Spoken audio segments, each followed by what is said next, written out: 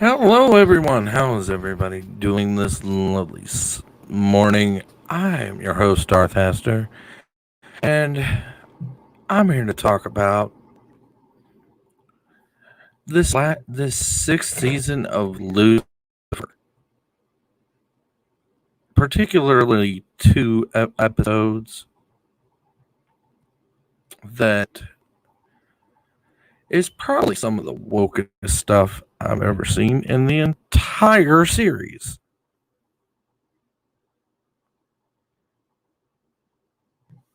And that's saying a lot.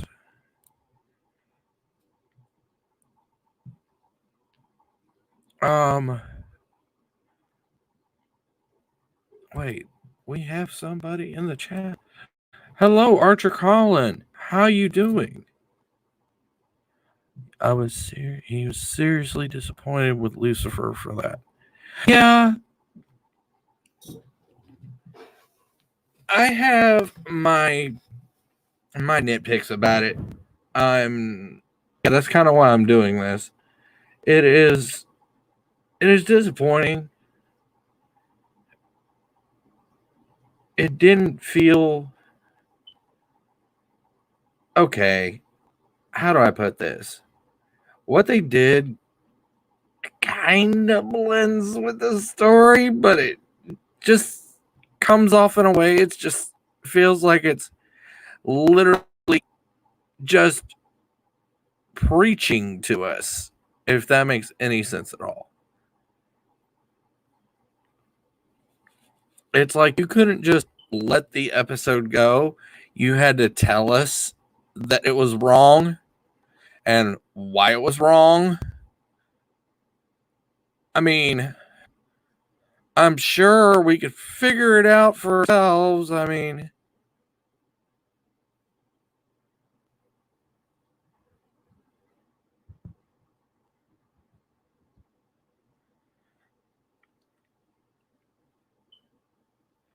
I didn't even watch. Okay, I didn't even watch The Rookie. And I'm probably glad I didn't, from sounds of what you're actually saying there, Archer Collin. And the way you're talking, it seems I actually know you. Like you've been in the chat before.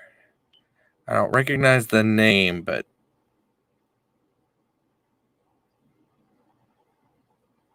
Colin P.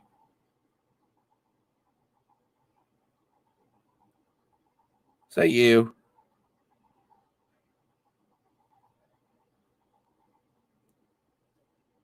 Yeah, it was kind of weird. It was kind of, I don't know how many people have watched it and on our, from like friends and people, but I'm trying not to spoil. Okay. Thank you for clarifying that.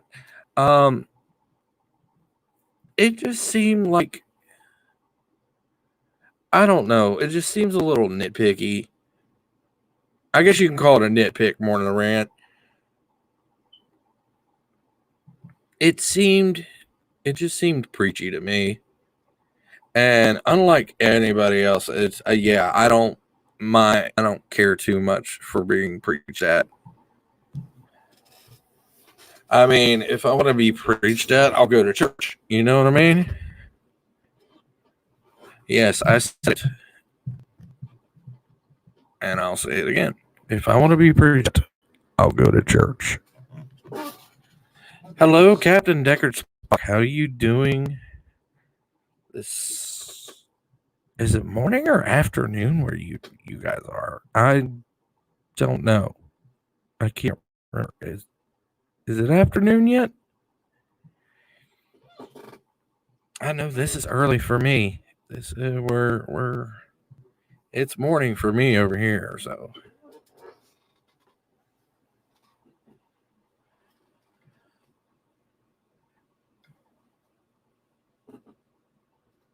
1 a.m. here. You think? Oh, okay. So that's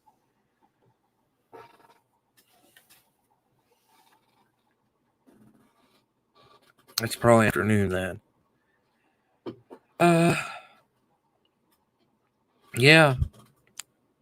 This whole, let's see. I believe episode 6 was called It's Dirtier Than It Looks or something like that. Or it's going to get dirtier. What? Okay, something like that. Here's the actual title: A Lot Dirtier Than That.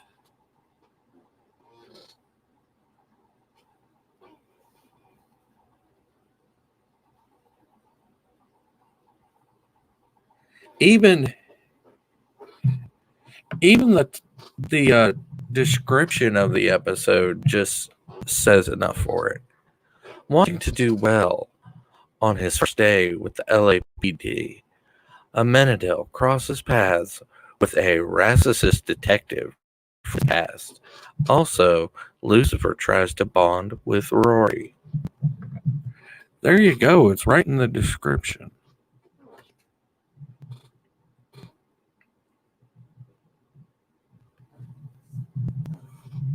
Now, the 7th episode is just about. No, it's not in the episode description. This one's more about Eve, and I don't want to get too much into it. It's called My Best Friend's Wedding. I don't want to leave too many spoilers.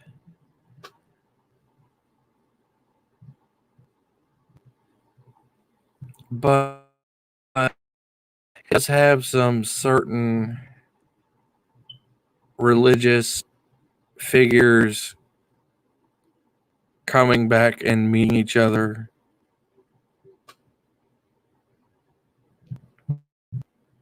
Some very first religious figures. I'll just keep that there. And if you probably have even remotely watched Lucifer, you'll probably get on what I'm actually. And it just. And it's full of masculine. It feels like a lot of masculine hate and toxic. What it says is, it says even right in the episode, toxic masculinity, and I'm like, okay, yeah. I think that's where this is. These are the episodes where I practically psychologically check out for like a good whole episode. It's like I don't remember anything after that. I'm like, I don't know about my audience. I guess I even barely know you from Adam in some aspects. But I know I don't like being preached at.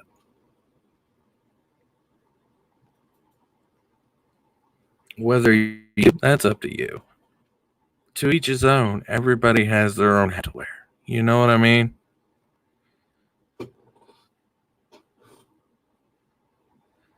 It feels preachy to me.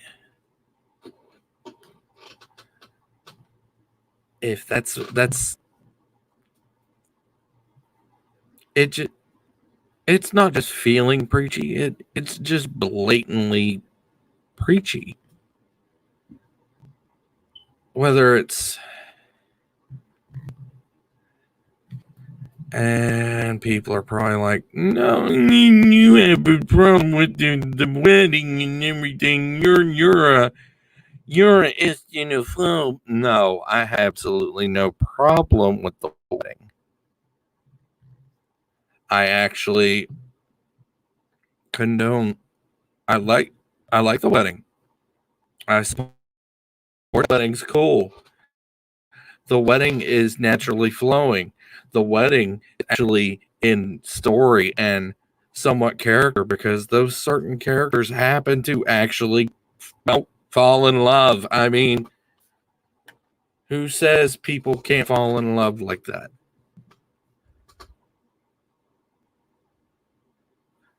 And I've been right before my very eyes off the YouTubes in real life. So don't be trying to push that down my throat, because I'm going to be like, yeah.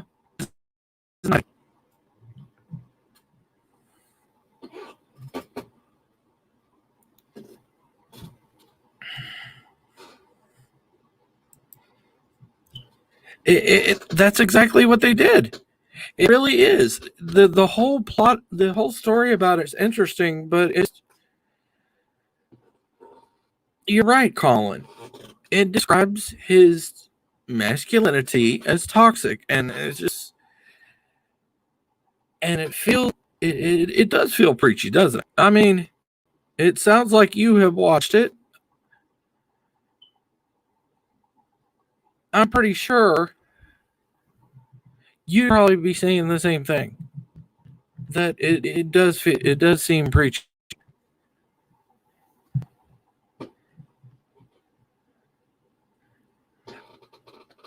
I don't know who the writer was for this thing, but wasn't the writer for a certain net show that rhymes with booties. No, I don't think that was the same lady. Are we sure Neil Gaiman wrote this thing? Because this doesn't seem like Neil.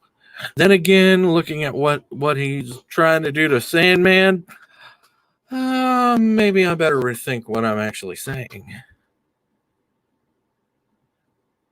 Because Sandman's not looking too good either.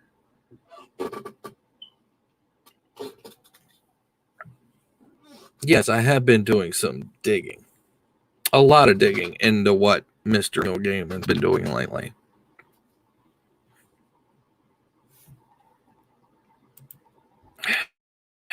I have somewhat done my research. The annoying thing is that there was a very interesting idea being explored here, as Adams said. He and Eve were literally made for each other. It was more like, okay, made from each other, or more like she was made from him, basically, because, Adam, Eve, Eve was from his rib, at least in the biblical text. I mean, that's where all this stems from. I mean, everything has to have, everything in here is basic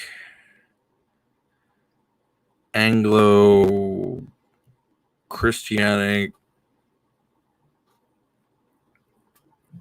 How do you say it? Biblical mythos, as it were.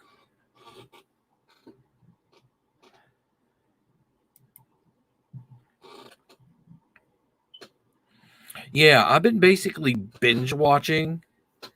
Like, I don't know if you can call it binge watching. I usually do binge like a whole season at once. And that's why I usually end up being so tired, because I binge watched an entire season. But this season had me, like I said, had me checking out psychologically. Like, what the actual fuck is going on here?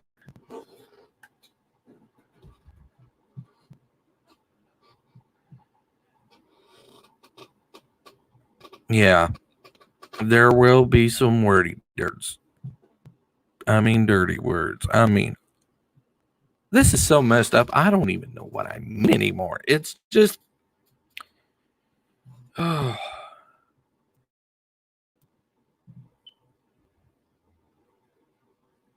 yeah,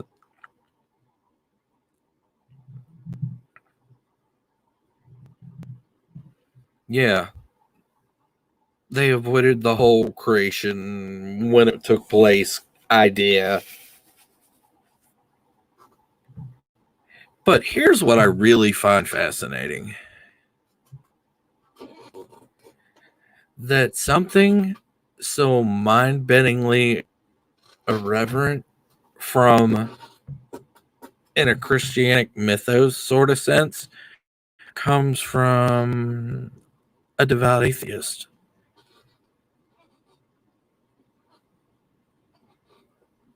I think it's funny. Ironic in a sense. And I think actually probably some of the best stuff would tend to mirror that. Now, my dad has got me hooked on this since like maybe the 6th or 7th episode, I want to say, of the original first season, when it was still actually being broadcast on I can't even remember what channel it was, but I know it was actually on actual TV. My dad got me hooked into it. Lucifer. And then I've been watching ever since. And when Netflix picked it up, I watched what I ended up missing. And ever since I've been along for the ride.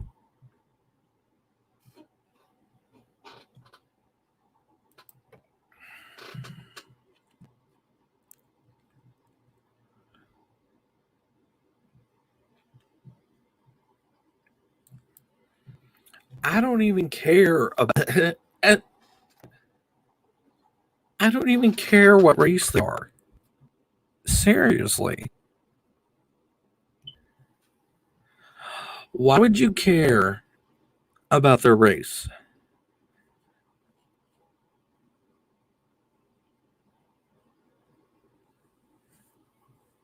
I don't think it'd make a difference. Because in the end, it's if they acted the character right. If they did the character justice. If they actually did a good job and made you believe the tale that you were being told. Did they do that? If they did, they're good actors and actresses, and they did good at their job. Unlike some other franchises that I will leave out. Star Wars.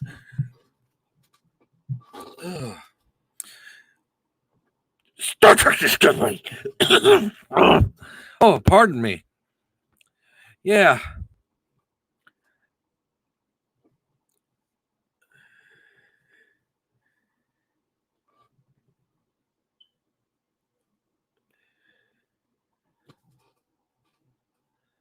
Yeah, it's kind of weird like that.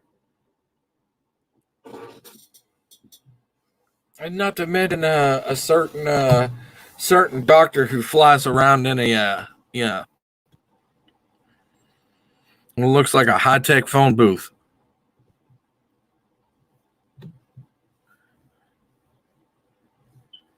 Yeah, you messed with enough franchises.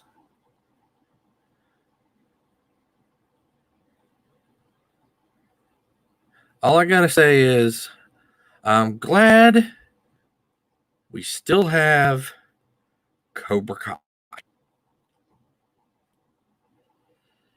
And from what the looks of things are, I'm on episode 8 of Lucifer. I haven't watched the last 2 episodes of season 6 yet. But I got a feeling I'm in the mood for a heck of an awakening.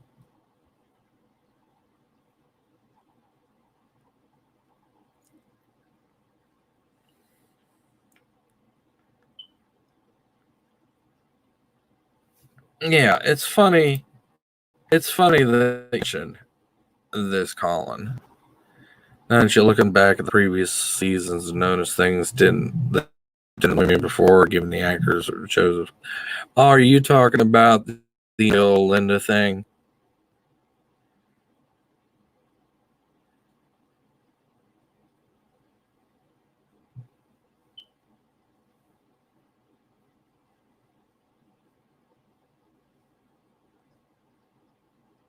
That's where I first noticed the back poison. I had no problem.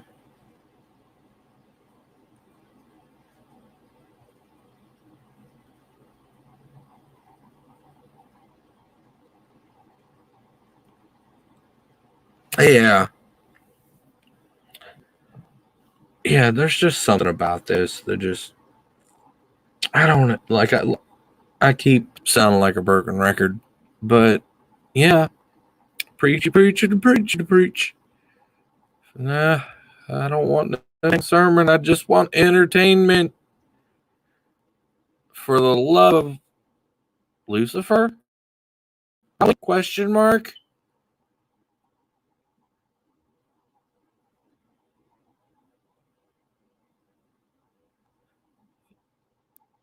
If you're a Lucifer fan, you probably get it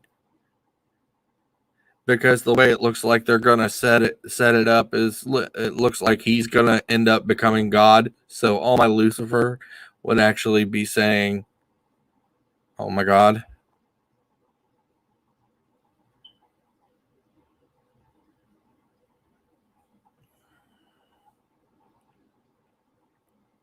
Yes, there's gonna be a little bit of spoilage, but that's the way it's set up, and that's the way they're dealing these cards.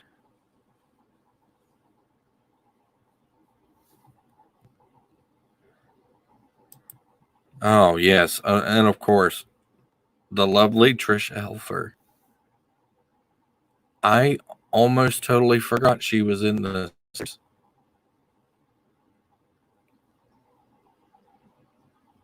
But that was earlier seasons. She really wasn't in 6 much. I think there was a picture on Dan's desk, but that's about it.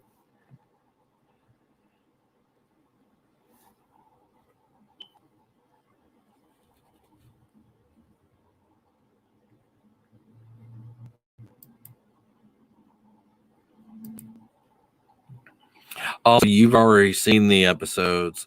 Yeah, yeah, I'm probably gonna finish them up before the night's end because, well, I'm already. Let's see how far I'm actually in it.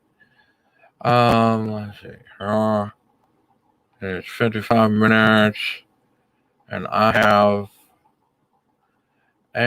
I think it just started completely over because never mind. See, I'm starting season 6, episode 8 now, completely over. I don't know how. Damn my overcoming tentacles.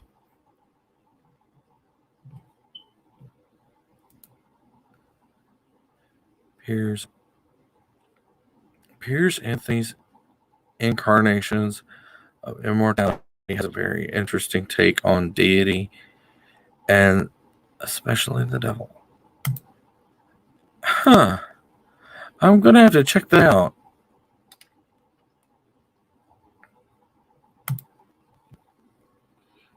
Do you think that's where Gaiman got it? Or was this pre Lucifer comic? I can't I can't brain this morning. I don't know what it is. I don't know if it's the lack of sleep now. I mean, I slept well yesterday, but yeah, that's neither nor there.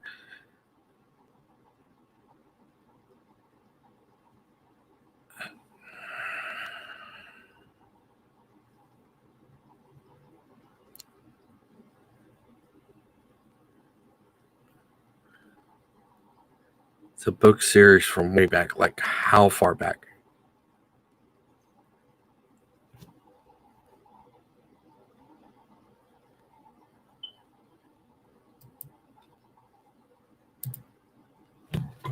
Like, so it probably does predate the Lucifer Neil Gaiman comics, or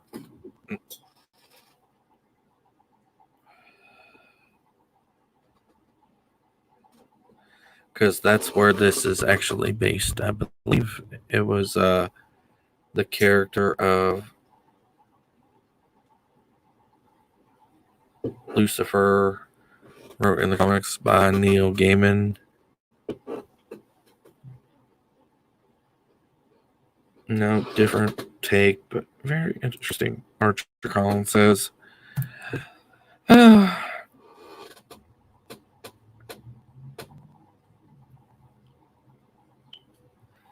are you still on Discord, Colin? Let's see. We'll just pull you up here. I'll just send you an invite. Surprise!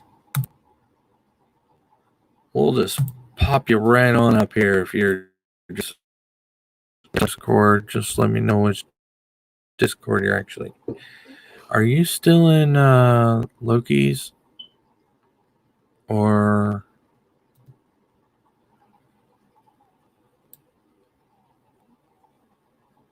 I'll just get you from there unless I can find you elsewhere.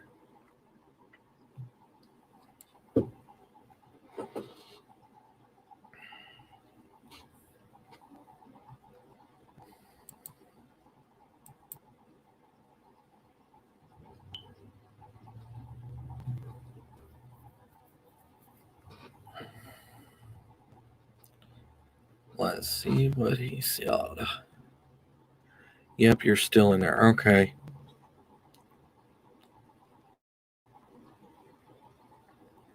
Hell, brightest day. All right, let's see if I can actually get in there. If it'll actually boot up.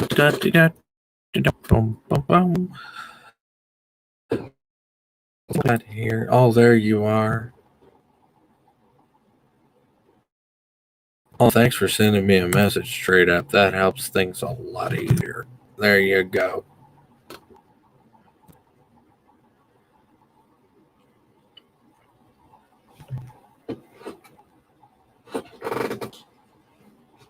I took this one topic big for a good 30 minutes, almost 30 minutes by myself. Not too bad. Not too bad. It just... Could I do a whole hour with just this little bit without any spoilers? Probably so, probably not.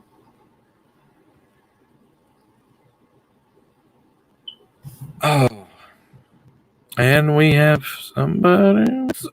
It's Colin. How you doing, Archer? Colin, how you doing there?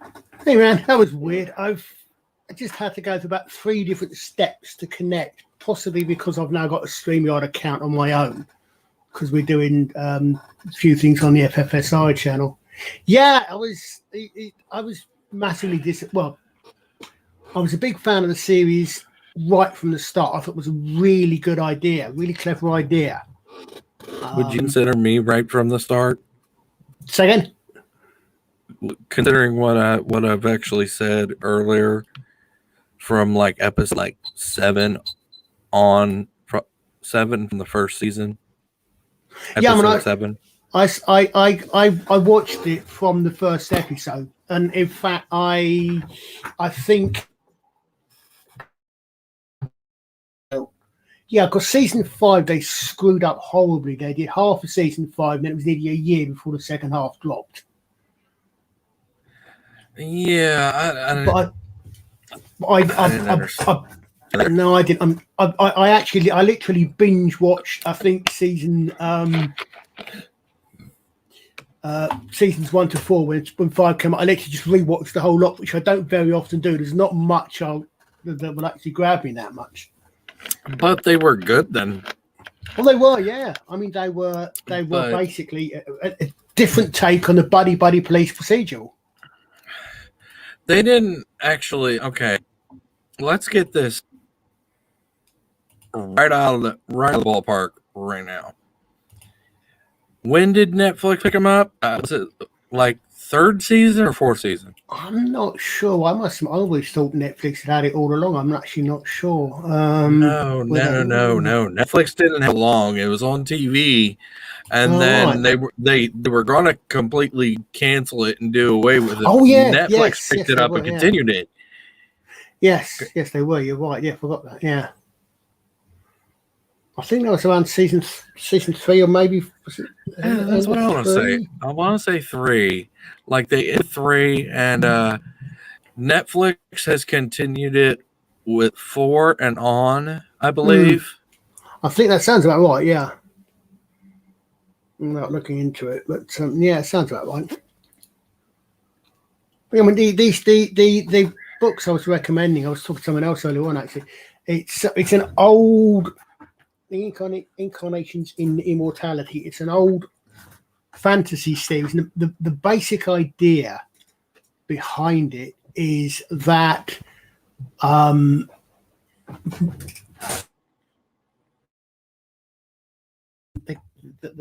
entity of death, time, Father Time, and Mother Nature are concepts, and basically they are filled by individual human beings.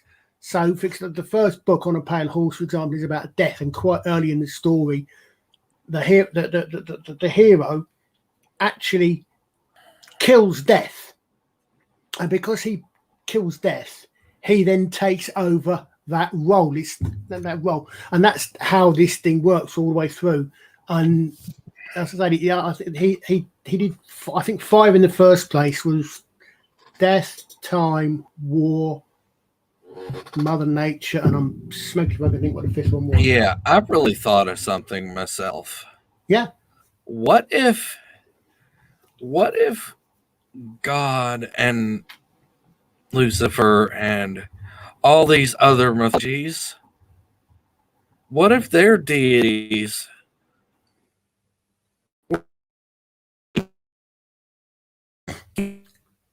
and beyond human? So my internet clicked out for a couple of seconds there. There's if someone I think there's an interesting take on.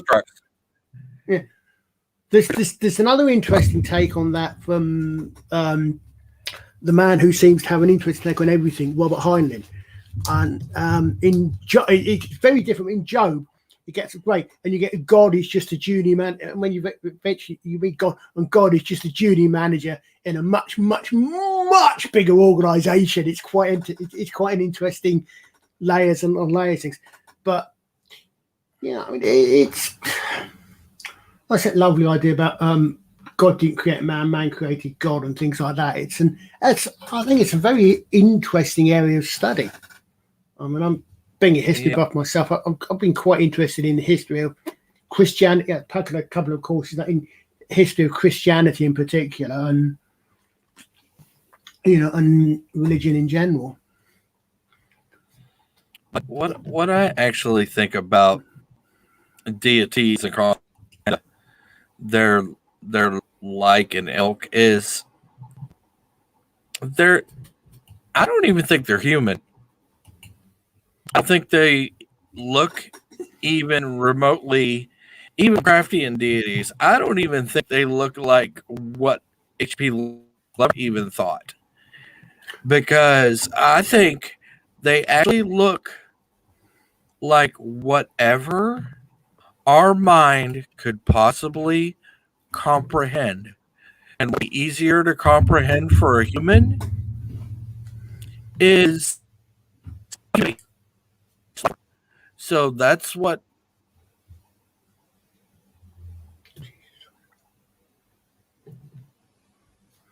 Does that make any sense? Sorry, again, I think someone. But yeah, yes, it does. I think. Do you watch Babylon 5? That's not a non sequitur. There's a very I really have not watched much Babylon 5. Not that I could actually remember. Cancel Darth Haster. No, it's not. No, it's just that there is at the end of season. Dude, you second were going to season. say that. Oh come on! You've been on Purple. You know what we. Yes, I have. Yes, we've done the same thing to Purple and Sammy and Mark. Yes. So Purple hasn't seen Babylon 5 either. Everybody keeps bullying her to do so. No, it's just that there is the reason I mention it is that if anybody listening is familiar with this series, there is a particular scene story factor that at the end of season 2, going to season 3, where basically a race reveals itself, and it is seen as different things, but all of which are major religious figures from their particular culture. So again, the idea that if there is something behind, I mean, again, and please, apologies, and absolutely no disrespect to anyone who is actually a believer. I'm agnostic myself, but I mean no disrespect to anybody's actual belief system. I'm coming at this from an academic point of view. I'll say that so I don't offend, because I really don't want to offend. But if there is some force or whatever from which we derive religions, then yeah, it is almost by definition going to be beyond comprehension. I was saying this to someone the other day.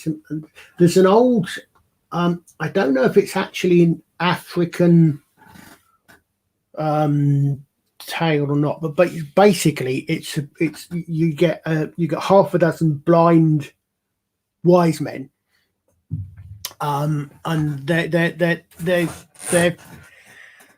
come to this animal, and they're exploring this animal that's been brought in, and one of them says, it's a snake, isn't it? It must be, it's a snake, isn't it? I can feel it. Another one says, well, what are you talking about? It's rough, it's a tree. It's going to be some sort of tree, not an animal after all. And another one says, well, hold on a minute, it's hard and sharp, it's a bent spear.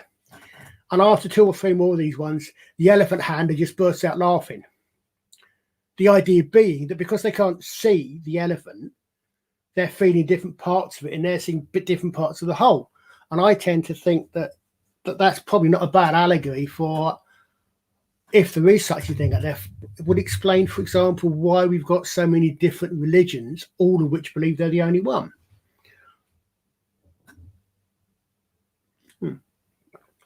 I mean, I would say, I would say, if you've got the most logical explanation is if everybody thinks something different, then no one's seeing the whole thing. But that's just me. That makes absolutely perfect sense. Mm-hmm.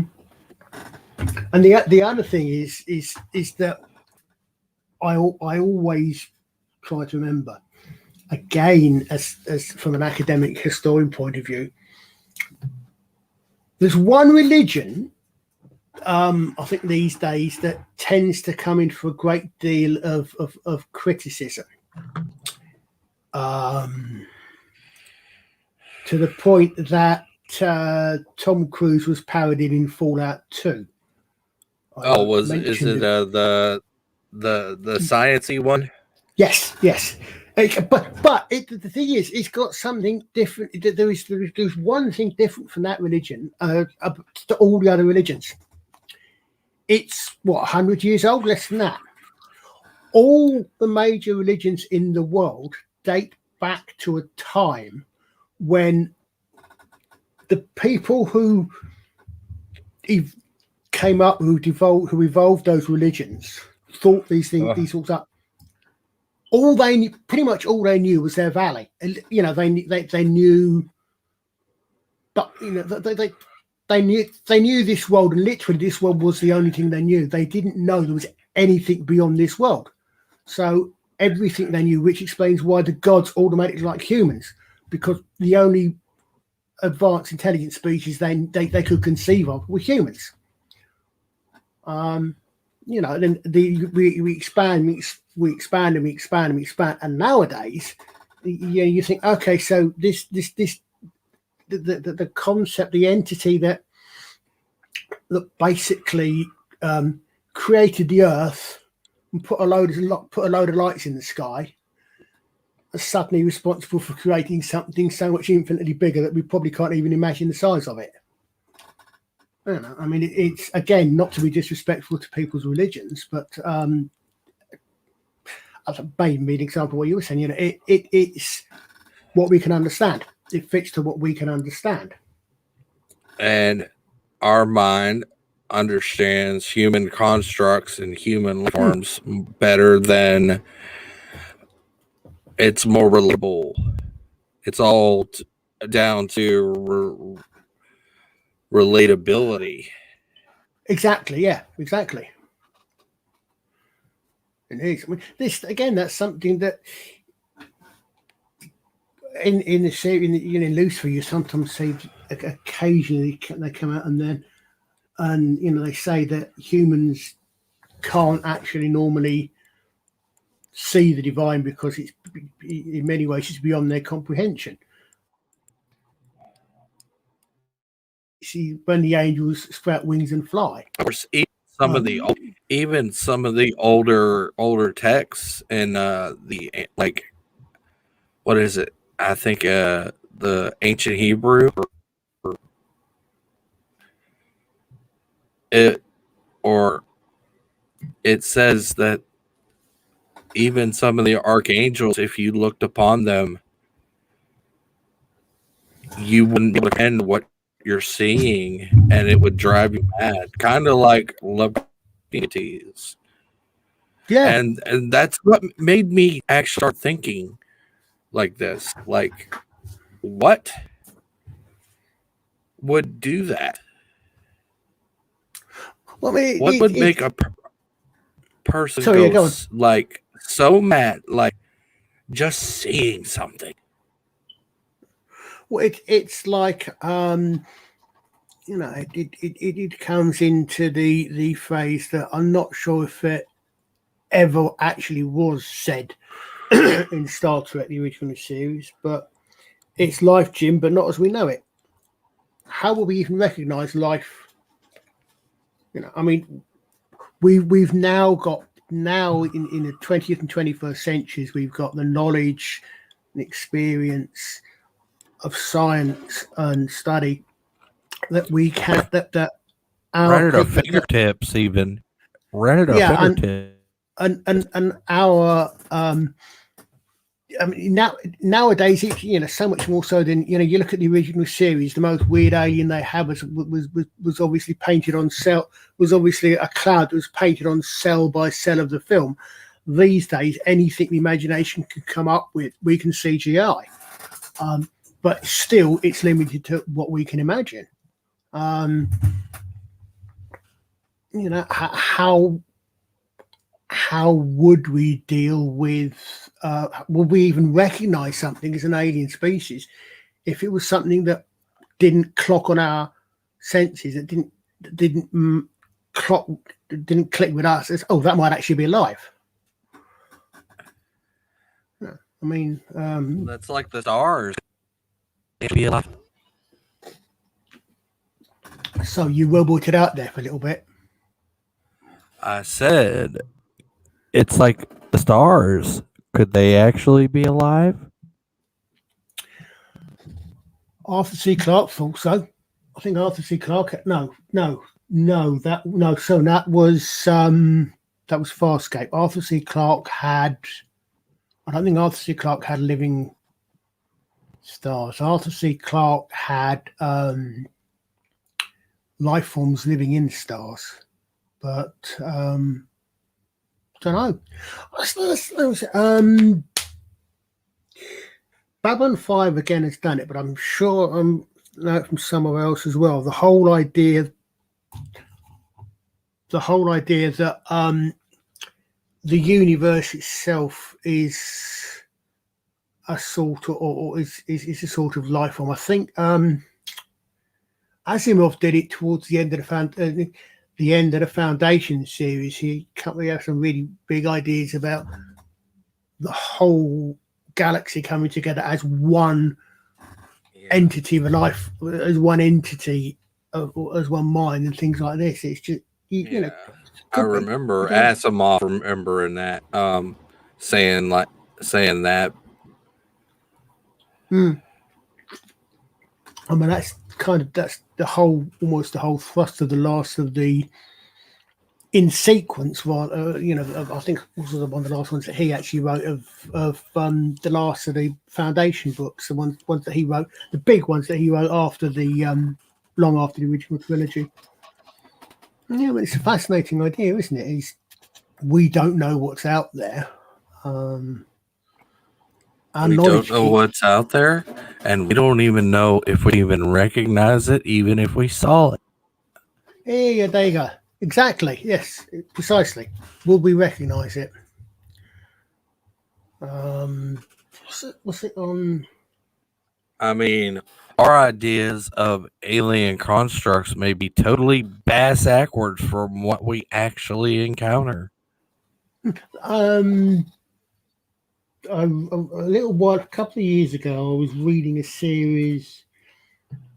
Can't remember who the author was, but I think there were 3 trilogies. But the basic idea was the Fermi paradox. If life is so frequent, why can't we see it out there? And the basic answer was that what he came up with was that at a certain point, life transferred into or became transcended beyond, I think, this singularity idea. And basically, it was machine intelligence, and the machine intelligence was just taking anything out that approached its level.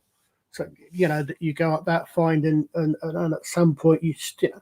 I mean, science fiction is replete with. I mean, a Dagger will certainly have understood if you were in here earlier on my line about we were talking about the deity fitting our perceptions, and I was alluding to Koch saving Sheridan. Yes, transhumanism, etc. Yes, and we don't know. We don't know would we recognise what's out there, as you said. I mean, does intelligence have to be in one solid body? Can a brain be spread throughout so that you've got a lot, so that the connections are not all in one clump, but perhaps spread throughout a body, throughout a sludge that can change shape? We don't know. I mean, our science goes so far. We theorise so far, but we can only theorise so far at the moment. The more we know, the more we find out. Depends on who you ask, but if you go back to Darwin's evolution, we evolved from more single-celled organisms, working our way up to the ape-like state, and then Homo erectus. Yeah, I think so. Homo erectus and Homo neanderthalis and Homo sapiens, and the Neanderthalis died out, interbred, and Homo sap was the only one that came out of the ice ages. But if you look at it, we are the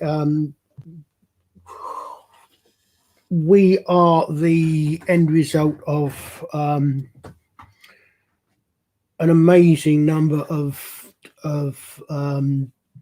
events. I'm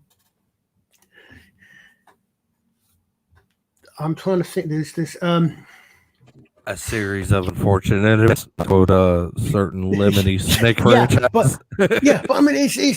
I mean, I was a fan of the late great Carl Sagan, and I actually managed to catch both seasons of Neil deGrasse Tyson's updated version of Cosmos. And if you guys in that one, and you've just got to look at things like there were in 5 the archaeological or the the fossil record seems to suggest there have been 5 mass extinction events. What would life be like if any one of those hadn't happened?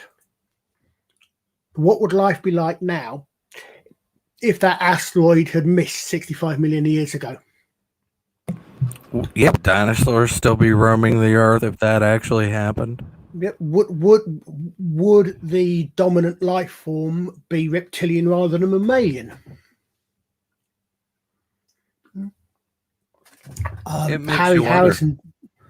Harry Harrison did a great series called West of Eden, whichever the reverse of the Bible of the biblical phrase when we banished East of Eden was West of Eden, where that hadn't happened, and he's actually got his world is actually you've got reptilian dinosaurs or dinosaurs, many of which have advanced to a reptilian brain switch to humanoid but reptilian, but they've got largely, interestingly, their technology is largely organic. They do a lot of breeding things for mechanics and the like, and then you've got the humans, which are basically I think it's I think the setting is somewhere around Stone Age. I can't remember what's about it, but the idea is that basically you've got 2 intelligent species on Earth. You've got the Silurians, for want of a better phrase for those of us the Doctor Who fans, and the humans. And the Silurians didn't get wiped out, and there was no mass extinction event. I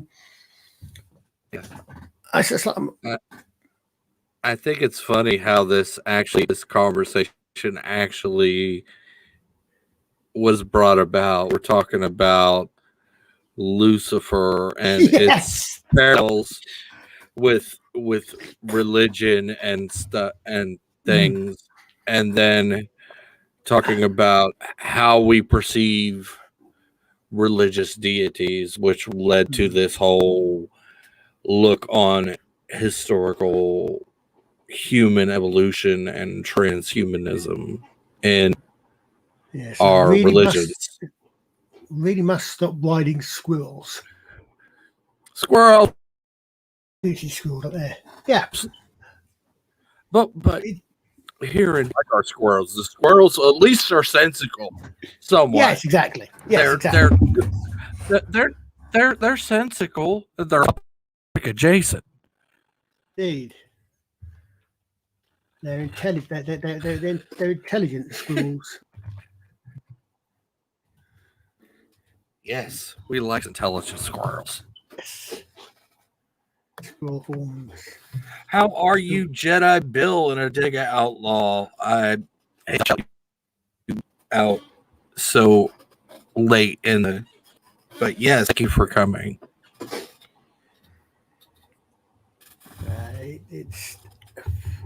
What were you saying, Colin? I'm sorry to interrupt, but no, that's all right.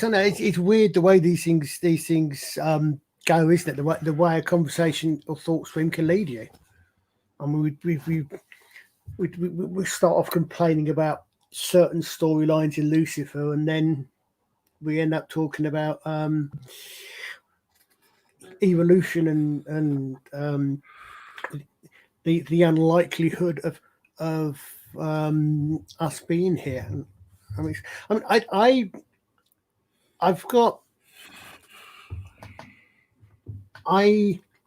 think there's a quote. I honestly can't remember if it was Arthur C. Clarke or someone else. Adega in particular might be able to track it down for me, but there's something along the lines of either we're alone in the universe or we're not. Either proposition is equally terrifying. Just looking at the sheer numbers, from my point of view, it is almost unless you accept a creationist point of view, and that creator has only limited themselves to one planet. It's almost it's almost a ridiculous thing to suggest that we're the only life in the universe. The most, Okay. to my mind, I'm going to throw this out there. That would be absolutely fine to be so conceited of a species like ourselves to actually think that we're the most intelligent out there. that love. And That, no, that's not Lovecraft. That's just me. No, I said this. There was a love. I agree entirely. I mean, this is a great line in Hitchhiker's Guide to the Galaxy where mankind thought he was the second most intelligent species on Earth, where in fact he was the third, because of course the mice. And they think about mankind thought he was more intelligent than the dolphins because he'd invented writing, war, and government, or something like that. The dolphins thought they were intelligent for exactly the same reason. The humans had invented it and they hadn't. But I can't say much. We're just about as gropey as the dolphins. I mean, yeah, exactly. Yeah. I mean, yeah.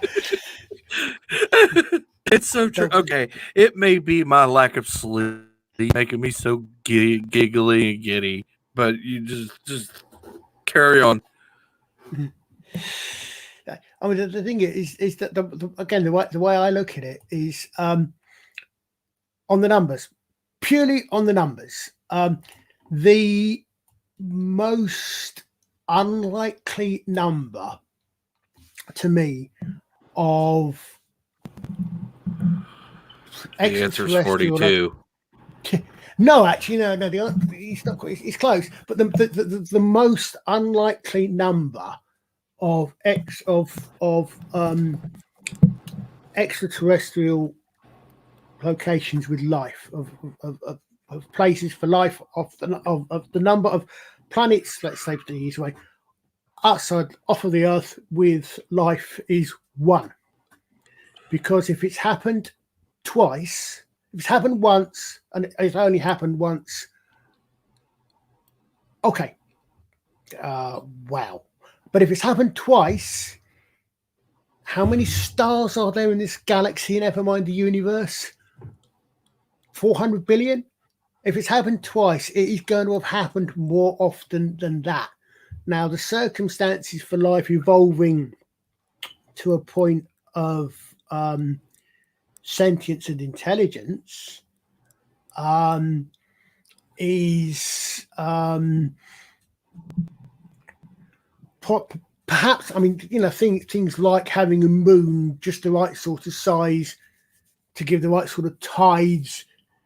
I believe one of the theories is that tide move is a great is a great force in impetus in moving on. And also, your here says it just right. If logic exists and reason is a thing, then life must fill the universe. Otherwise, nothing can or has existed, and it's virtually impossible and ludicrous to assume that one.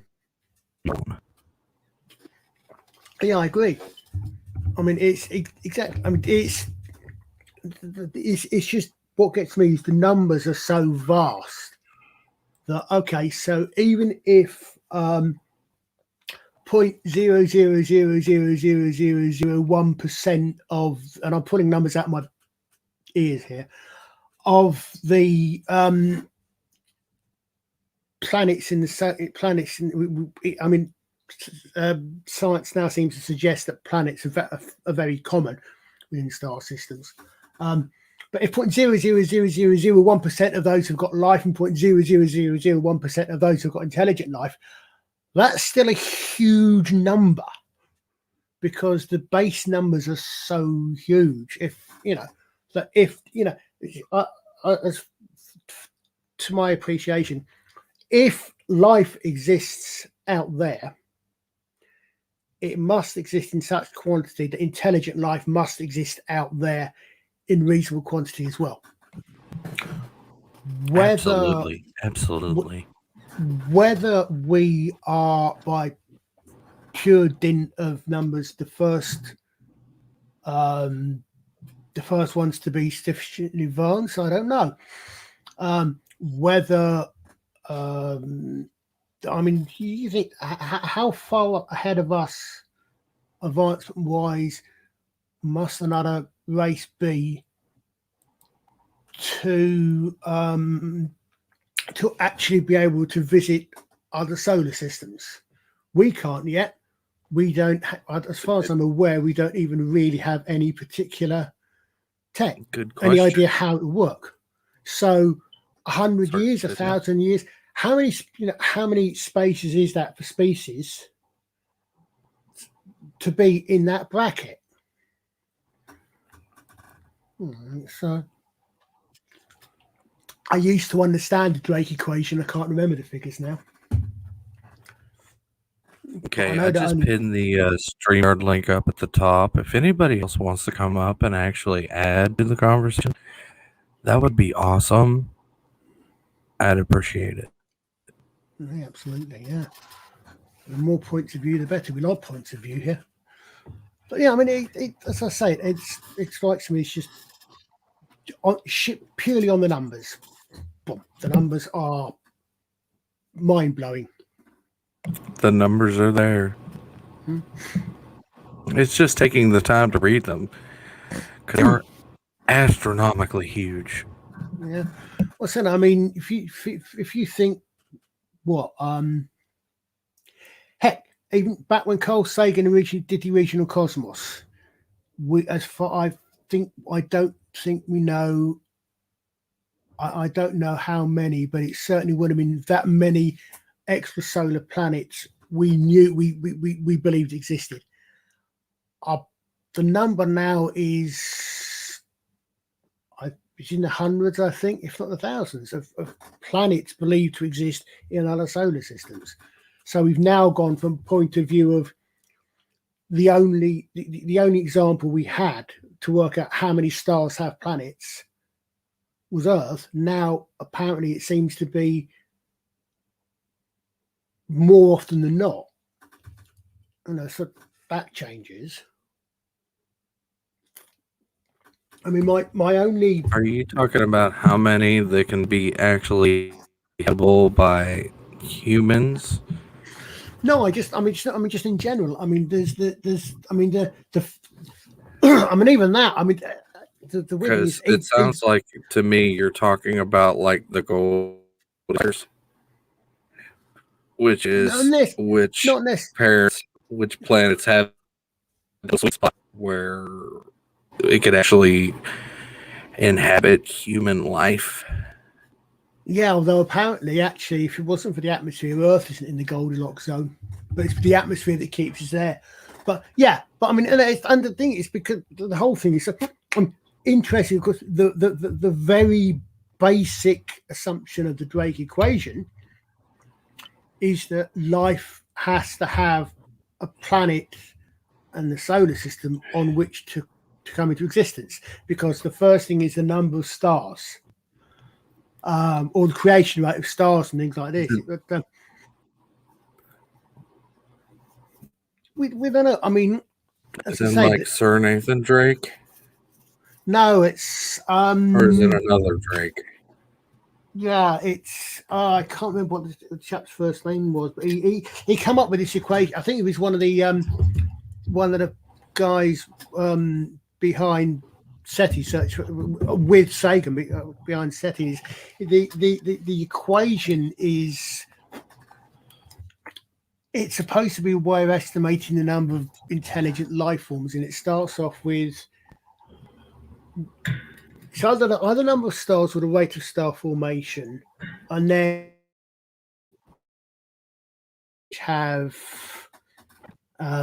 planets. Then a number of those planets that can create that can support life, the number on which life comes into existence, the number of those planets or those situations where life becomes intelligent. Frank Drake, thank you, Odega. And then the number of I'm probably getting this horribly wrong. Come on, give me the right numbers, mate. And the one of those is the number of perhaps the most telling one. Interestingly, was the number of, or the chances of that of a race, so an intelligent race surviving long enough without wiping itself out to actually reach interstellar space. Because of course he was coming up with this in the 60s, right in the middle of the Cold War. When we're so close right now, it's absolutely ridiculous. Yeah, I mean, when one of the biggest fears there's turmoil right now. Yeah, because we're on the cusp of actually getting out into the solar system, past the moon, and beyond. And people, maybe. I'm old enough. I mean, who wouldn't be? I agree. I mean, I'm old enough. I mean, I've got a stake in. I'm old enough to vaguely now remember my sister and I being woken up to sit down and watch the moon landings on TV. I mean, that was what, 99? July 1969. 21st of July 1969, depending on which part of the world you're in. Because of course I'm in the UK, so I'm on real time GMT. I'm in the real time zone. You guys are in weird time zones that you don't know where you are. You're off, Colin. Hey, we invented time zones. We invented GMT. Yeah. Well, some of that too. No, but no. You're in the real time zone. We're in the weird time zone. Well, I mean, yeah, but honestly, when I was in the Territorial Army, our version of the closest we've got to, I think we were the National Guard. I was in the Royal Signals, but we used to joke about real time and Mickey Mouse time, and real time was GMT Zulu. Mickey Mouse. Really? You called it Mickey Mouse time? No, Mickey Mouse time is British Standard Time, which we're on now. But the reason we called Zulu real time was that anybody that's been in, probably anyone that's been in the military knows, everywhere around the world, Zulu, a lot of things you count from Zulu time. So whatever your local time is, fine. But because if you're working on Zulu time, you know that it's that time for everyone around the world. So if you know that you're going to do something at 1300 Zulu, if that's 2 o'clock in the morning your time, it doesn't matter. You're going to do it at 1300 Zulu, and everybody else is doing it at whatever their version of 1300 Zulu is. That's, like I said, I mean, it's because the English or the British devised a system of working out longitude, which is why we've got the Greenwich Meridian. But no, I mean, as I said, I mean, I grew up literally watching the likes of I'm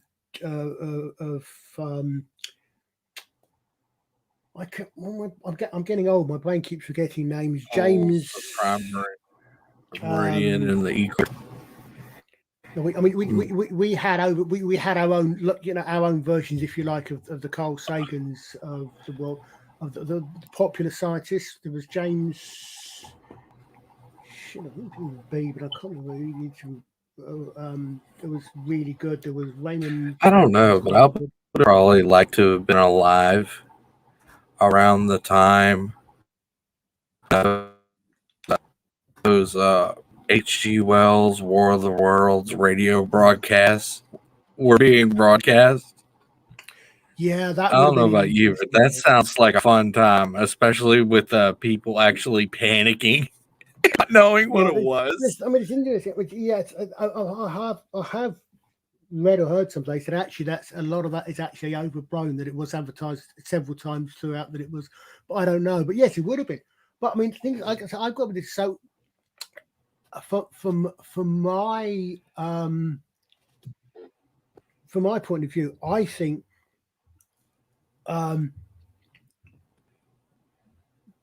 When I think there have been several points when we've actually almost gone backwards. Apollo 17 was the last moon shot. We've not been back to the moon since. I honestly think if we carried on, if NASA had because you guys were the only ones doing it, but had carried on from then, I think we would have a base on Mars by now. Never mind the moon. I think we'd have bases on Mars by now. Do you think? Okay. Yes, Do you think because they actually saw something there? Say again. Do you think they actually saw something up there on the moon that scared the pants off of them to where they're not wanting to do any more moon missions? You mean apart from the crash transformers shit? Yeah, beyond the crash. No, I mean, if I must admit, I mean, when it comes to some of these things, I tend to think that, as I say, never underestimate human culpability, stupidity, vanity, and I think it probably is a case of they've done what they've done. The whole the whole point of the space race, no matter what Kennedy's really inspiring speeches, the point of the space race was to kick the Russians in the balls. They'd done it. They did it. They got to the moon. They can't do anything.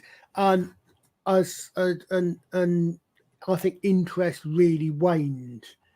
I mean, to the fact that some people seem to suggest that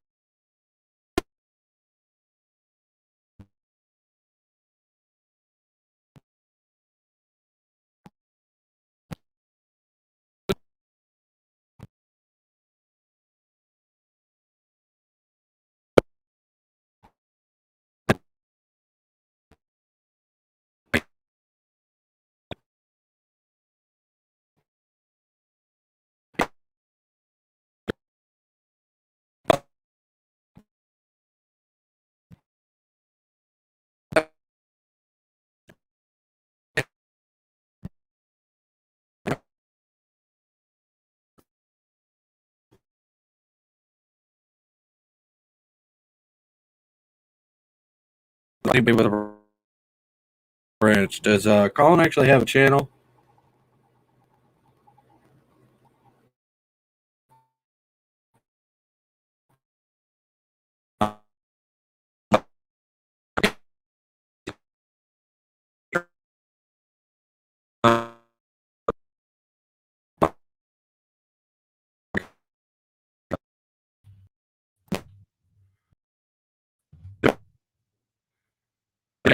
oh, sorry about that. I suddenly seem to have lost my internet connection. There. Hello. Maybe. Am I back? Dang my over-clicking fingers.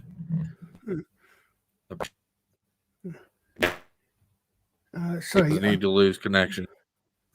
Yeah, I did have. I'm actually on an Ethernet lead, and the Ethernet lead seemed to have got slightly tapped, and I just suddenly lost it mid-word and didn't realise it. Yeah. Sorry I think it almost phased me out too. Holy cow, that was a big. I was doing this, and I noticed, and suddenly I noticed, shit, I've got no connection. How long have I had that out? How long have I been waffling on talking to myself? And no one actually knowing what the hell is going on, I wonder. Oh, sorry about that.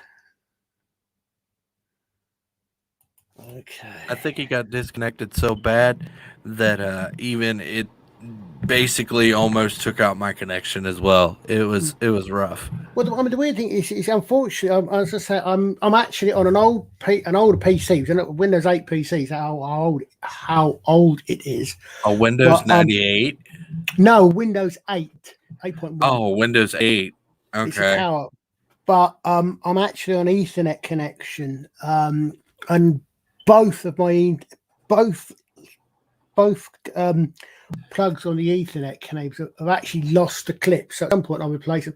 But I finally managed to get. I used to find the one plugged into the back of the PC at the tower kept slipping out, but I've slightly moved the wires around. I've actually got some pressure on it now, but that seems to have unfortunately got tapped and knocked out. But it's obviously back in now.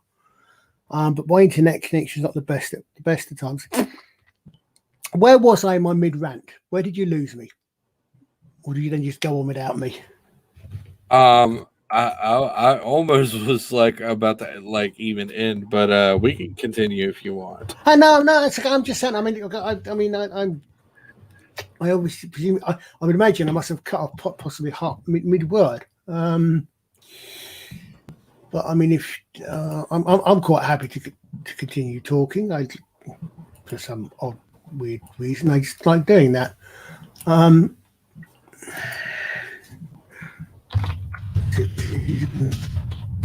Oh, that's better. Good. Yeah. Okay. Where were we?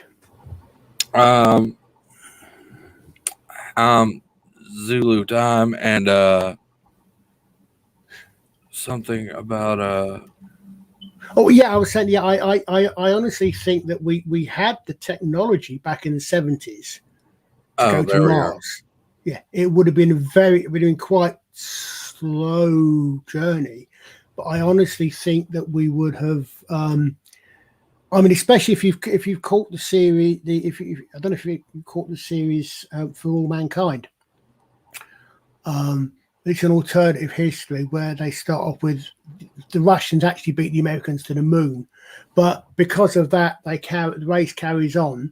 The last episode of the second series is in the 1990s, and they've got boots on Mars, and I think that's probably a reasonable alternate history. Had we continued, or had we as mankind continued going to the moon, I think we would be there by now. Even better, if we didn't get distracted by the Kennedy assassination and Watergate, do you think it would have actually continued a lot faster than it did? I think it depend. It would depend on what the incentives, what the impetuses were, because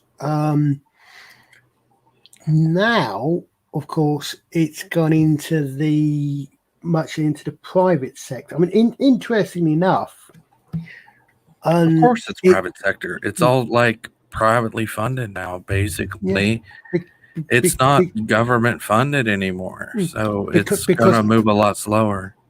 Well, I don't know. Is it going to move slower? Is it going to move faster? Because, of course, government funding is subject to, government funding. It's subject to treasuries, and it's subject to politics. It's subject to the government, if it's at all responsive to its people, which governments. Okay. Yeah. I'm just going to throw this. I'm just going to throw this question out there. If the government wanted to, let's say, as of a few hours ago, let's say they wanted to push it and towards getting boots on Mars and making Mars habitable, do you think it would move a hell of a lot faster? It would. I think it would move faster with government behind it, but governments, I think, have to be sensitive. They do have to be sensitive to things like, what did the space? Why we why are we spending so much money on the space race when we need more hospitals? You know, things like that. They have to be sensitive to those arguments. If they wanted to get behind it, yes. And obviously, so much money goes into black projects. You don't know. I mean, way back in the early 2000s, one of the best political series I think I've ever seen was The West Wing, and they had a storyline at the end. West Wing. It was. Do you know what? It's horrible how predictive it was. They just got the which particular team's doing which nasty things the wrong way around. But there was a storyline towards the end of that where one of the characters blows the existence of a military space shuttle program, which was supposed to be secret. So, you know, you don't know what they're doing. Oh, now Elihu. Now there's a man who knows his stuff. I mean, I've not seen as much as I'd like to, mate, but exactly. Yes. That'd be the way it'd have to be. We'd have to live underground because they did find water underneath the surface, from what I understand.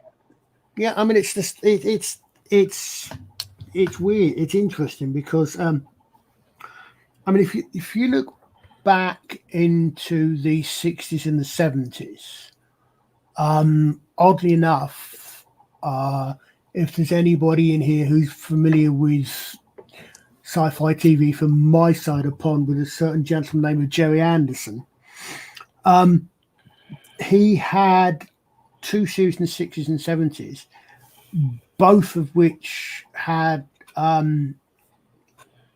UFO had a moon base, and Space 1999 was based on the moon. But the thing was, it was for necessity. It was a military necessity, and then it was exploration, and they had the moon. The moon base is actually up there, which is fine. The question, that's interesting. Sorry, just noticed. The question would be why? What will be the incentive for us to go and do that? I think. I don't know. No more warring on resources, probably. Yeah, that'd probably help.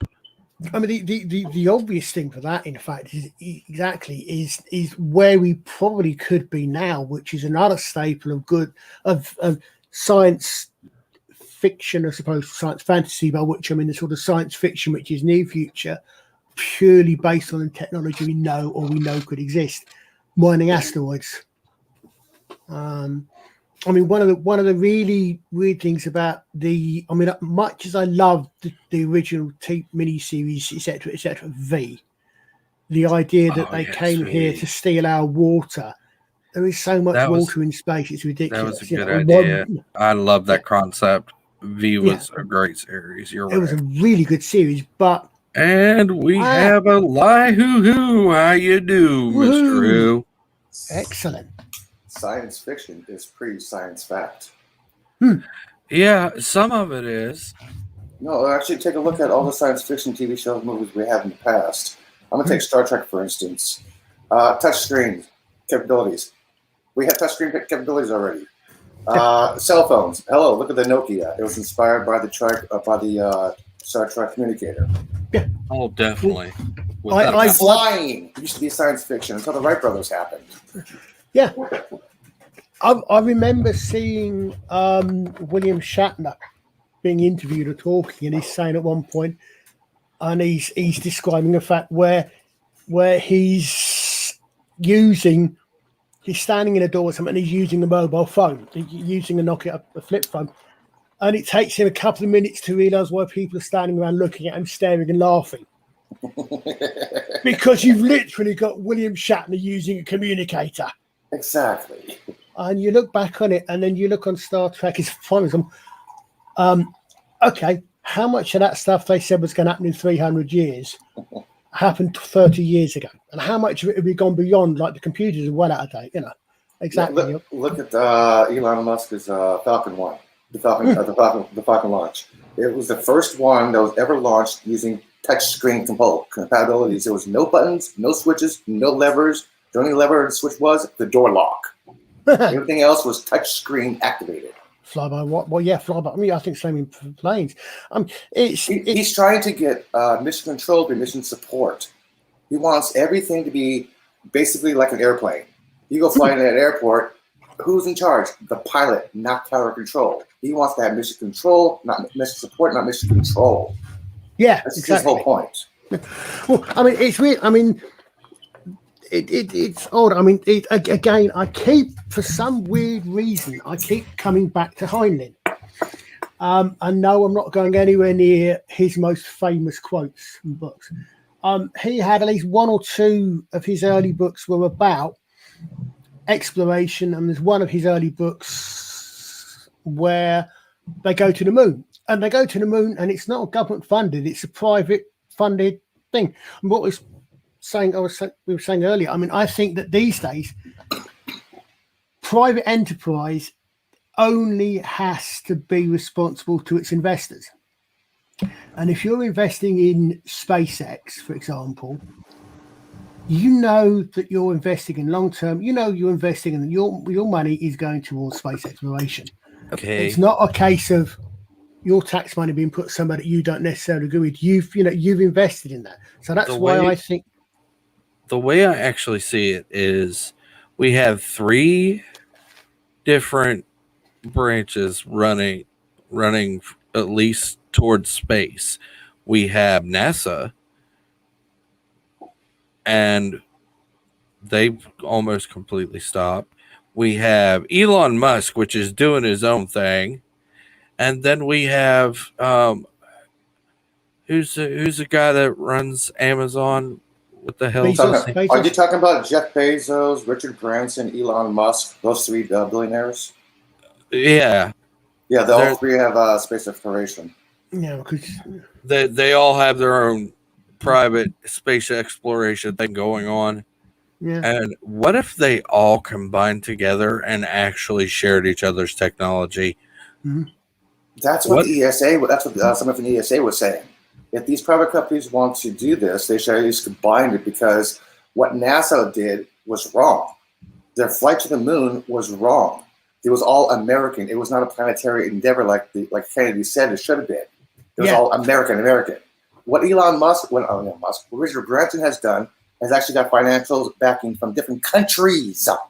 Not just Americans, different countries. He's trying to make this explorational, planetary explorational. If this was a global thing, this would change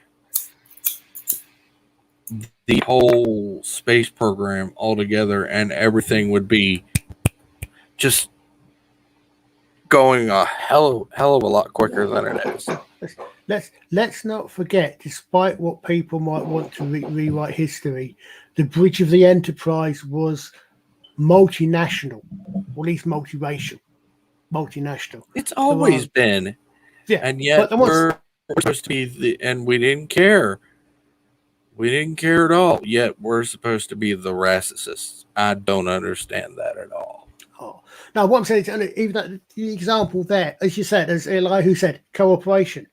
We've got, the Brits have got certain things. We used to have a rocket program. We gave up ours in the 60s.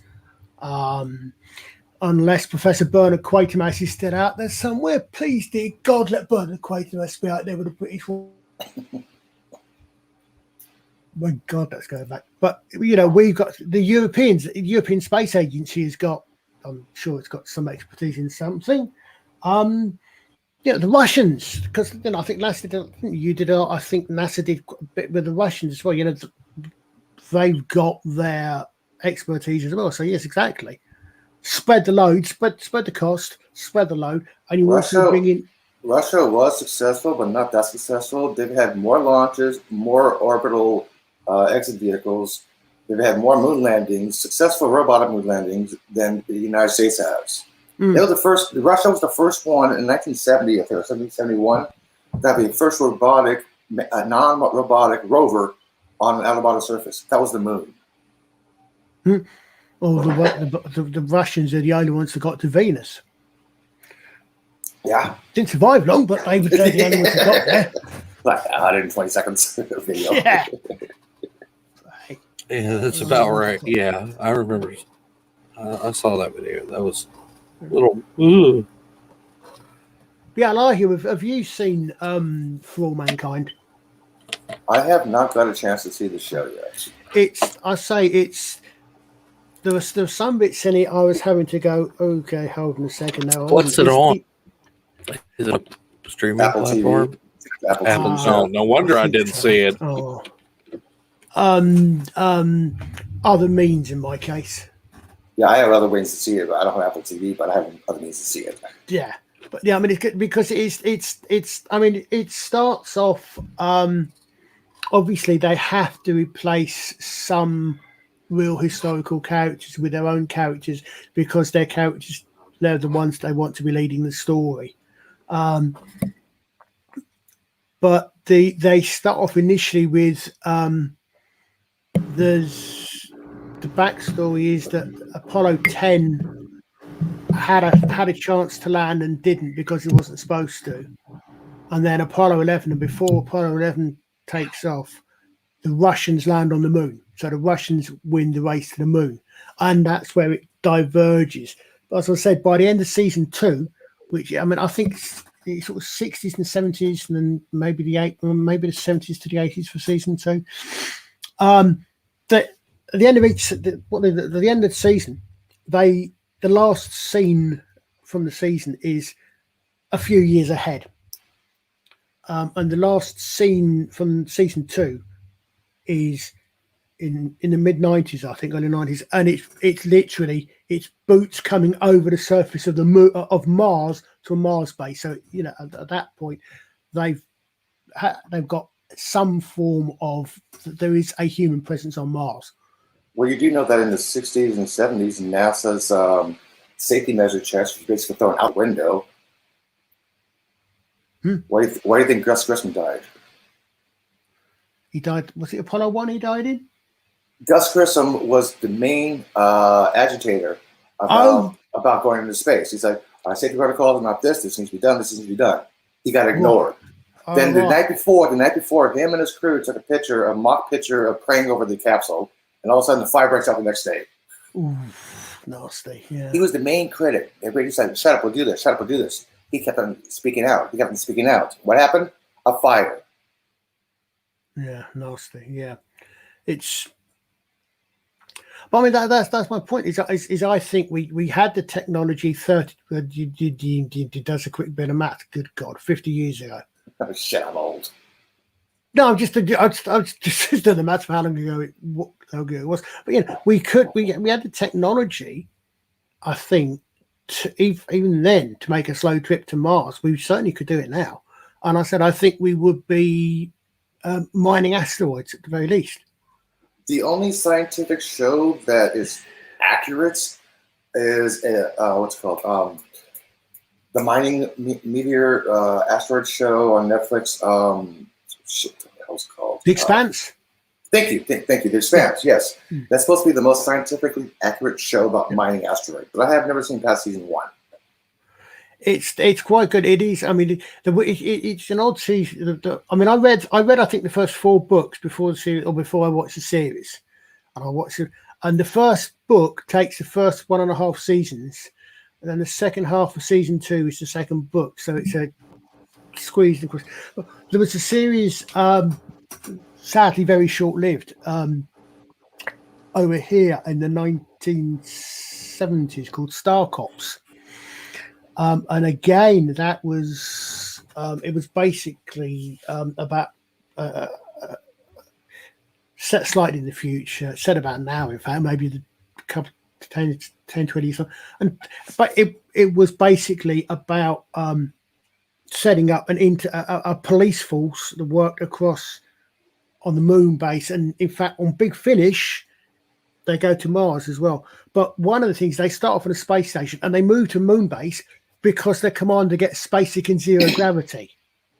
Have you seen the concept art that Elon Musk is trying to build, a refueling station? No, I haven't. Oh, hang on.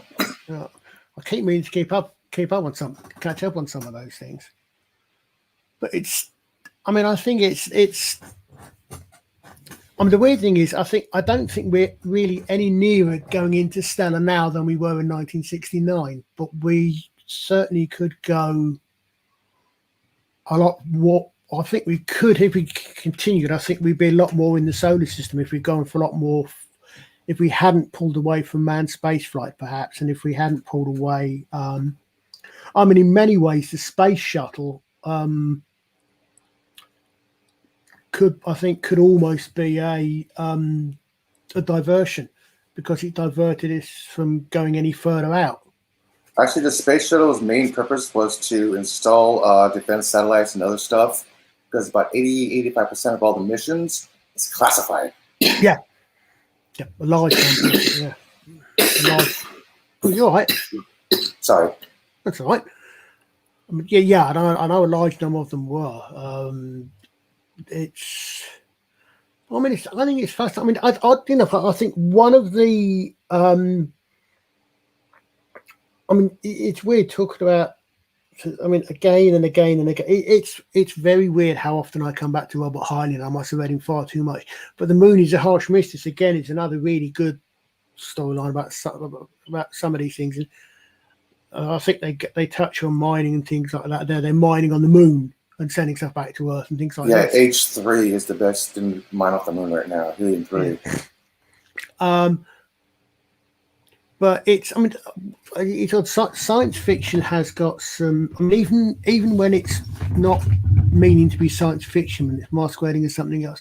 One of the best comments I think on Progress was, remember Mork and Mindy? Yes, Nanu. Yes, there's an episode where Mindy's grandmother is, I can't remember the reason, but she's feeling depressed. She's feeling very down. And Mork ages himself with the help of some 1970s makeup to be someone more her age and at the end of it, she discovers effectively he blows his cover to her, and he is surprised that she is so accepting of him. And her line is something along the lines of, look, in my lifetime, we've gone from we've gone from the first manned flight to walking on the moon. If we can go out there, I don't see why you can't come in here. But, and just that in one lifetime, we went from not even being able to fly other than in a balloon to having boots on the moon. The progress you just picked up so much. And then we seem suddenly, in some ways, we seem to have stopped again, or at least to slowed up. It seems like we're devolving as a species. That's 17. We just gave up on the moon landing. Deconstructing. No, it's to the point where we're deconstructing everything. Oh, yeah. Our myths, our legends. I can't find that. Our entire mythologies. Our cultures. Yeah, and we're the ones who seem to have done so well. It's depressing, isn't it? But I mean, I was talking about this with someone the other day. I mean, I'm wondering if sorry for being the grim juxtaposition here, but hey, you're not wrong. I mean, look at all the complaints that we have, not just in our genre, but politically all over the place. I think you're absolutely right. We've had for a long time some sections have been decided they don't like our culture and they want to tear it down, despite the fact that we have done most of the successes in certain areas have been from, what should we say, Western culture rather than the others. And no, it's not just in the States either, is it, Colin? No, good God, no. Good God, no. It's atrociously bad over here as well, unfortunately. It's depressing. It's depressing in some ways. Yeah, when Pence was vice president, he cut the NASA budget majorly. Well, I mean, it's. I mean, to be quite honest, I can in some ways see. I can in some ways see why as I was saying, this is the thing with government. It's government. It's depending on politics of whatever stripe, whatever sides are irrelevant. It's dependent on the politics. The fact it's a government. It's public funded. Why do you think the James Webb has been delayed? It was supposed to be launched in 2017 until the administration cut the budget. Then it got postponed. Then it got postponed. Then it got postponed. New election, but they got the budget back, and all of a sudden they're now be able to launch again. Like, thank you. Yeah, I know it's on and off. It's an on and off because no, they had everything in storage. They had to do some. They had to attach a couple instruments to it. But they didn't have the budget for it. It was all delayed in storage and storage. They kept cleaning it in storage and storage, cleaning it in storage, cleaning it in storage, cleaning it in storage. A new election, budget passed. Yes, assembled, launched in December this year now. Excellent. That's good. That's good if it's going up, indeed. I mean, the weird thing I think to me is, as they say, the pure research always pays off. I mean, there's the oft quoted one about the moon landing giving us Teflon and non-stick, and I'm not sure how accurate that is, but some of these things going in and going out. Teflon is an NASA invention, by the way. Yeah. But as I said, I'm not sure. I know it's one of those ones often quoted, but that research always comes up with something. It's just you get the research, and then something unexpected comes out. I think Velcro, definitely is one of the ones that came out of the space race, I believe. No, Velcro was invented by a farmer. Was it? Oh, fair enough. Okay, thank you for that. I mean, I can see why, because of the applications are obvious. Yeah, things are sticking to his clothing when he's walking. It's like, wait a minute, how does this come application practical? Oh, right, wow. Velcro. I mean, it's quite an obvious one, I have to say. Definitely a nice invention, most ingenious of our time. I'm looking right now. Don't worry. I mean, yeah, absolutely. But I mean, again, these things pay off. They're going to pay off. You don't know how they're going to pay off, but why do we use our money? Why should I spend my money in going this, that, and the other? Well, because there will be a payoff at some point. I mean, if you want to look extremely long term, sometime in the very long term in the future, the Earth's going to become uninhabitable. We're going to have to either be somewhere else, or whatever our descendants have become are going to sort of like go extinct. So, extremely long term, yeah. There's several ways Earth can become sterile. Well, yeah, but I mean, I'm thinking purely from the fact that when the sun expands to become a red giant. Oh, that's in 5 billion years. Like I said, that's why I said extremely long term planning. I think we're worried about Apophis right now. About Apophis 2027 or 2029. Apophis supposed to be fly by Earth lower than the satellites. Ooh, shit. Yeah, a couple of years ago they were saying if Apophis passes through a certain keyhole, there's a chance that it can't come back and hit us. Well, Apophis is passing through a keyhole, but the thing is, they don't know what the Earth's gravity will do to it. They don't know if it'll push it, accelerate it, or move it. They won't know until after it passes. Where the hell's Jack O'Neill and SG-1 when you need them? So I'm worried about Apophis right now. Friday the 13th, October 13th, okay? This is what's going to fly by Earth. So you're telling me September the 13th, 1999 was the wrong date? 1999, no. September the 13th, 1999 was when the moon was blasted out of orbit in space, 1999. So, I say Jerry out of Britain. Well, actually, no, interestingly, because apparently that was actually something. I've actually just been watching a very interesting documentary on the Jerry Anderson channel about how that came about. And it was all to do with stuff being sold to America, which is why we had Martin Landau and Barbara Bain as the lead actors on it, because it was an American thing. And then CBS got Planet of the Apes and decided they didn't want it after all. So, but no, it's just you say 30. It was an interesting thing. Yeah, I mean, there are so many things. I mean, and again, exactly. I mean, so many things could go wrong, whatever your view on things such as climate change, etc. Resources. The other thing, as we said, what resources are there, even on the moon, even never mind going out to the asteroids, that we don't have on Earth, or that are going to be easier to get at on the moon or in orbit than on Earth. I mean, I can't remember how long it takes, but but if we got on, if 30 years ago we've been in a position to start moving asteroids, we could have asteroids in orbit now that are being mined.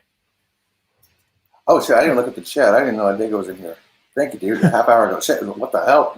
I'm not looking at the chat. I'm like 71. Oh, okay. Diego's in here. Frank Drake. Yeah. Yeah, I don't think I'm not sure anyone's in. I think we've moved slightly away from Lucifer, but I don't think we were talking about Lucifer when half of you guys actually came into the chat anyway. But believe it or not, we actually started off talking about the last series of Lucifer. I come in, I see the Lucifer thing. You guys talking space stuff. I'm like, okay, I'll weigh in. yeah, exactly. But then again, I mean, the last series of Lucifer had a time travel storyline. Had a what? Time travel storyline. Yeah, a little bit. I need coffee. Oh, damn it. My headphones all tangled up. Shit. Oh, I know, man. Okay. Mine wrapped around and...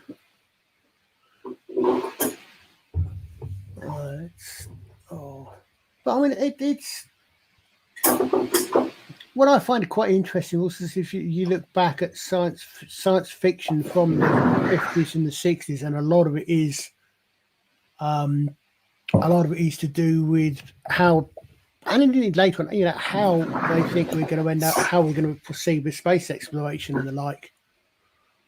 I mean, was it Ben Bova's Grand Tour series where he starts off and he's going out gradually further and further, and again they're all within the solar system. And it's all United States centralization that only Americans can actually do a space exploration. Yeah, which is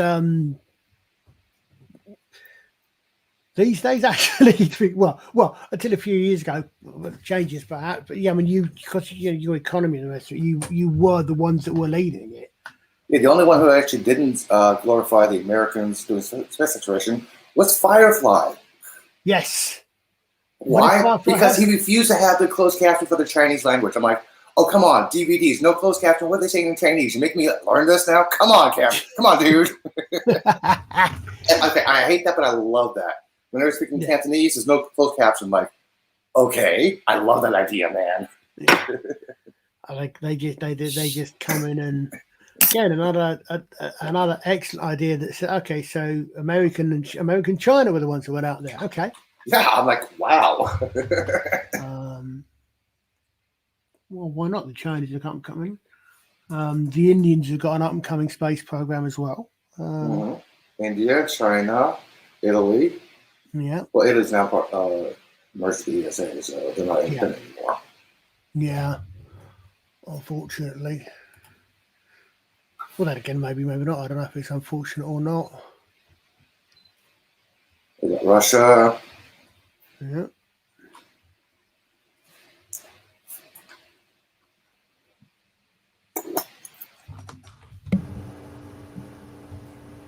Wow. And no active volcanoes. Except for La Palma. La Palma is erupting. Oh, sorry. And there's no cams for La Palma. It erupted for the first time since 1971. Wow. Wow, that is crazy. Uplift reaches 15 centimeters. Yeah, the ground was raised 15 centimeters. Oh, poor Canary Islands. Now, I'm worried about Canary Islands. If the Canary Islands go, there goes the whole entire East Coast. Yeah. I mean, you've got some interesting geography and geology out there, haven't we? Yeah, if the Canary Islands erupt in a huge landslide, will have the island goes in the water, which is 95% everybody's predicting what happens. But when you have about 14 to 16 hours to evacuate about 10 million people on the west coast, East Coast of the United States, not going to happen. There's going to be a lot of deaths. Yeah. Well, it's interesting. You go back. I mean, there was a theory that when Thera, which is now Santorini, exploded in about the 13th century BCE, that may have been A, the basis for the Atlantis myth, and B, the cause of at least half of the acts of God in Exodus. The Atlantis myth basically was based Krakatoa. Yeah, no, Krakatoa was only the 1800s, wasn't it? Oh, sorry, not yeah. Java. Sorry, Java. No, hang on. What the hell was that one? Santorini Thera. It's now called Santorini. It was called Thera in the Med. Okay, thank you. Yeah, but that's that. But also the idea there is again exactly the same sort of thing, that slight translation and that the sea pulls back because it's an incoming tidal wave from the eruption. Sounds like a flood. Sounds like a flood to me.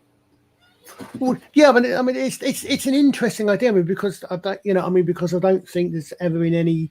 It really is real dating for the events of Exodus, because I'm not sure. I must admit, biblical archaeology is not something I know a great deal about, but I know it's an area of study. But similar sort of thing, that it's these disasters that they can happen. I mean the big one, of course, was I was watching a few years ago now. There was a doc I was watching about Yellowstone. And the fact that I think it's Yellowstone is basically one smegging great volcano. It's called a supervolcano. It has not erupted in over 650,000 years. Yeah. And if that goes, I think that my science teacher put it right. I think one of the main pieces of information that they gave me, I will not dox this person's name for, well, doxing reasons. Fair enough. But they always told me to question everything. That's a good science teacher. Yes. I have to agree. That is probably one of the most pieces of information I've ever pondered in my entire life, because it relates to just about everything. Just question everything. Yes. Yeah, for instance, hold up a pen and say, this pen is blue. Is it blue? Really? Are you colorblinded? Exactly. Hello. It's not blue to everybody. The pen that I hold in my hand is royal blue. Shut up, Carrie. Yeah. I mean, that's the thing, is something you're not encouraged to do these days, is question anything, never mind everything. Oh, I question everything. Public science, TV shows, movies. I question everything, man. Yeah, definitely. I mean, because if you don't question, you don't learn. I mean, this is the thing, is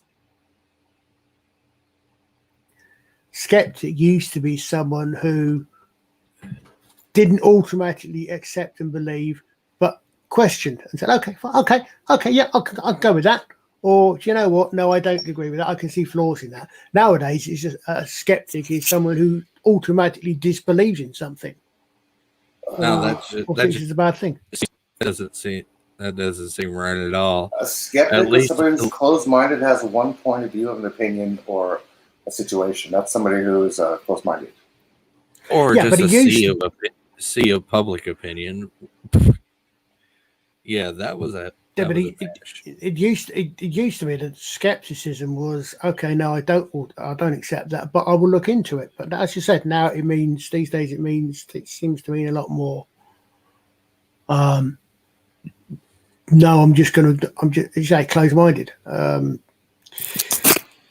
which is not a good thing in for anybody. I mean, I think for any position, for any position, except the only way I think it serves any purpose is, and again, no offense to anyone, but within a religion, if you just believe your religion and Time flies when you're having a good conversation. Holy cow. doesn't it just? When we go for nearly 2 hours. Yeah, almost 2 hours. Got an hour for Jeff Nerdy. Thank you guys for coming on and hanging with me for a little bit. It's okay, mate. Yeah, do you guys got channels that you would wanna plug? I don't have a channel of my own, but we've just started up a channel. Just started up a channel. Well, a chap called Fireflies just started up a channel I'm doing with good fan fantasy story ideas, and we do reviews.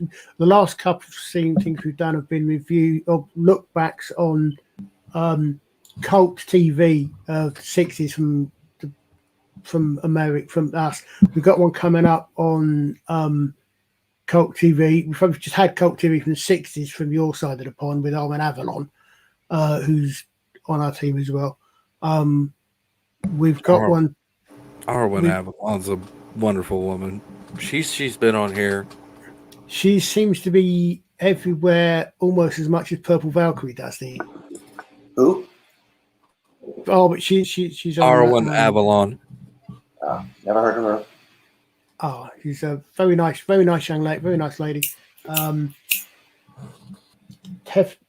She's another Babylon 5 fan, so Who? Come. Who? Arwen? Yes. Yeah. The weird thing is I actually watched 2 different Babylon 5 streams, one on a Monday with Fat Stephen and one on a Friday with Ambassadorial Wing, and they're 2 seasons apart. Well, season apart, but Arwen's usually in Fat Stephen's chat. That's about right. Yeah. I frequent Fat Stevens chat every once in a while. Yeah. Just looking for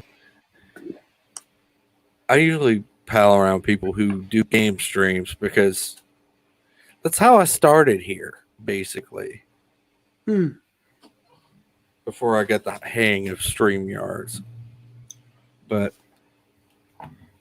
do you have the links for those that channel or hold on, I can certainly put it in the I'm pretty sure Elihu's got his stuff ready. You want to go ahead and plug Elihu? I have no wrench. You has no wrench, but you could shove it in his private chat and I could handle right. it. Okay, there you go.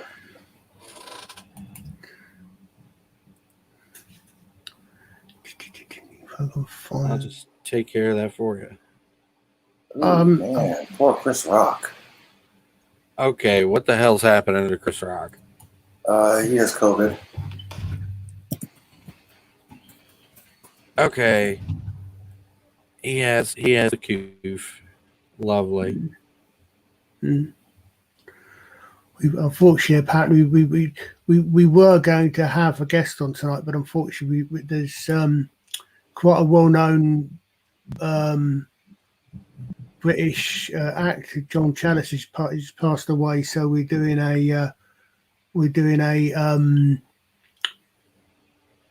retrospective on him tonight. Apparently, we were going to have the Rabbi from Another Planet on, but events have changed. But yeah, that's the to FFSI there. Damn, I can't find the video of La Palma. But a 3.8 magnitude was recorded before the volcano started.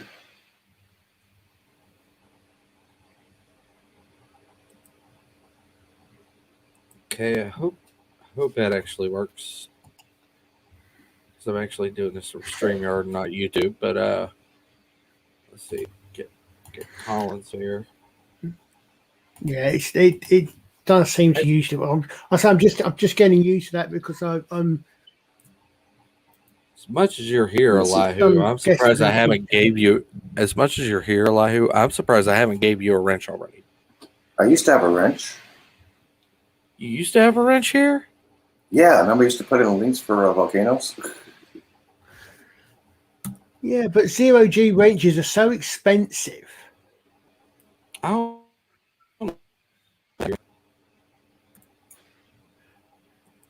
Unless YouTube is up to their old tricks. What's this channel called, Colin? Fantasy Story Ideas. I thought that was the right one. Is that not linking to? Link works. I was going to say, yeah. I'll just call it your channel. You check in the second link, you could check out Colin there. And the first link is Elihu, whose channel. If you like them, subscribe. Because that'd be cool of you. Don't forget to like. Don't forget to share. Subscribe. If you catch it on the replay, that is awesome. And you're much appreciated. And everybody, stay awesome. Stay safe in this world, this big world of ours. Have a great old one. Have a good day, folks. Later, peoples.